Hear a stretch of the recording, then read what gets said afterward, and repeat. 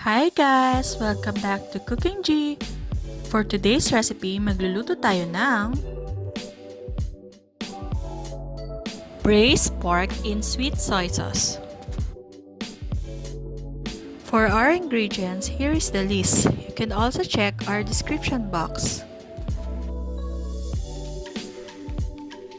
Umpisahan na natin ang pagluluto. Saute garlic and ginger until aroma comes out.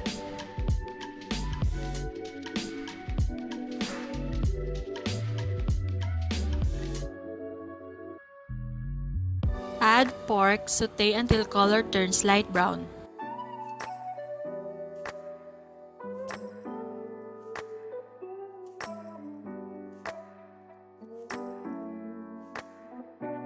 Add sesame oil, soy sauce, water, and white sugar. Mix it well, then let it boil.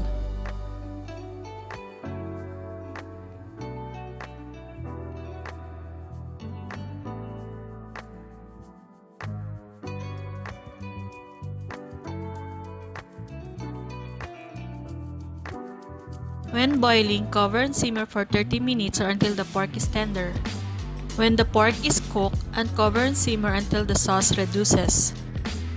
Garnish it with parsley.